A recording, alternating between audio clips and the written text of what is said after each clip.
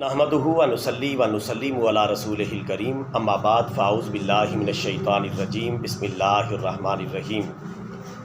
برادران اسلام، اللہ تعالیٰ ہمارے پیارے نبی صلی اللہ علیہ وسلم کے بارے میں قرآن پاک میں ارشاد فرماتا ہے 28ویں سپارے میں، وما آتاکم الرسول فخذوہ وما نہاکم عنہ فانتہوا۔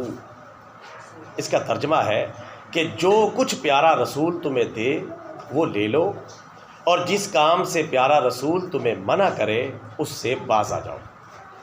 یعنی آپ صلی اللہ علیہ وسلم اللہ تعالیٰ کی رضا کا معیار ہے۔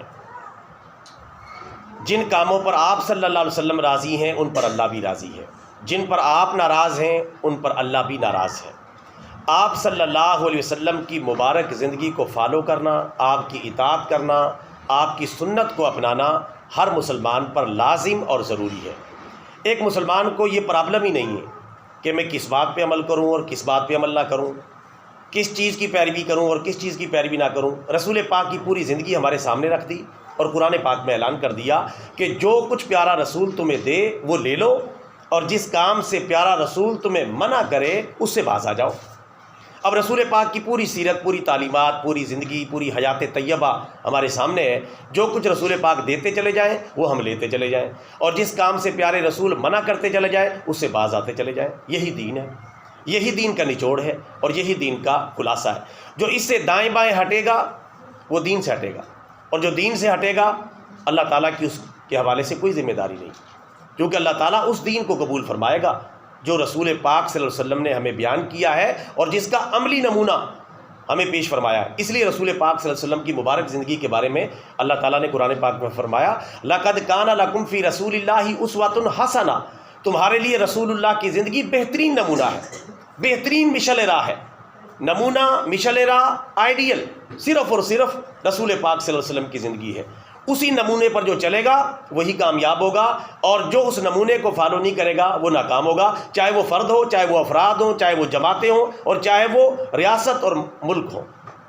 جو ملک رسول پاک صلی اللہ علیہ وسلم کا نام لیوا تو ہو لیکن آپ کی تعلیمات پر نہ چلے تو ناکام ہوگا۔ اب اس کی مزید وضاحت ایک حدیث مبارکہ سے سن لیں۔ انٹرنیشنل نمبرنگ کے مطابق 7280 نمبر صحیح بخاری کی حدیث شریف ہے کہ پیارے رسول اللہ صلی اللہ علیہ وسلم نے ارشاد فرمایا، کل امتی یدخلون الجنت الا من ابا۔ ترجمہ، میرے سارے امتی جنت میں جائیں گے سوائے ان کے جو جنت میں جانے سے انکار کر دیں۔ حدیث ہے بھی بڑی زبردست اور ہے بھی بڑی چونکا دینے والی۔ رسول پاک نے فرمایا میری ساری امت جنت میں جائے گی، میرا ہر امتی جنت میں جائے گا، میری ساری امت جنت میں داخل ہوگی سوائے اس کے جو جنت میں جانے سے انکار کر دے کہ میں جنت میں نہیں جانا چاہتا، وہ صرف جنت میں نہیں جائے گا۔ اب صحابہ کرام نے عرض کیا کہ یا رسول اللہ ایسا کون بندہ ہے جو جنت میں جانے سے انکار کر دے؟ تو رسول پاک نے پھر معیار وہی بتا دیا جو قرآن پاک نے بیان کیا۔ آپ نے فرمایا جس نے میری اطاعت کی گویا کہ وہ جنت میں جانے کا اقرار کر رہا ہے، اور جس نے میری نافرمانی کی گویا کہ وہ جنت میں جانے سے انکار کر رہا ہے۔ یعنی میری ساری امت جنت میں جائے گی سوائے اس کے جو جنت میں جانے سے انکار کر دے۔ انکار کون کر رہا ہے؟ جو رسول پاک کی پیروی نہیں کر رہا، اطاعت نہیں کر رہا، رسول پاک کی ذات کو تو مانتا ہے، بات کو نہیں مانتا۔ آج ہمارے مسلمانوں کی اکثریت کا یہی حال ہے، اللہ کی ذات کو مانتے ہیں، اللہ کی بات کو نہیں مانتے۔ رسول پاک کی ذات کو مانتے ہیں، رسول پاک کی بات کو نہیں مانتے۔ قرآن پاک کی ذات کو مانتے ہیں، قرآن پاک کی بات کو نہیں مانتے، یعنی عمل نہیں کرتے۔ عملی طور پہ ہم جو ہے تقریباً 0/0 ہے۔ زیادہ تر جو ہے ہم جو ہے اقرار کرتے ہیں لیکن اس کے مطابق ہمارا عمل جو ہے وہ نظر نہیں آتا۔ زبان سے کہہ بھی دیا لا الہ الا اللہ تو کیا حاصل، دل و نگاہ مسلمان نہیں تو کچھ بھی نہیں، اور اگر عمل ہی نہیں تو پھر قرآن میں کیا رکھا ہے؟ گو لاکھ اسے سینے سے لگا رکھا ہے۔ جب عمل ہی نہیں، عمل سے زندگی بنتی ہے، جنت بھی جہنم بھی۔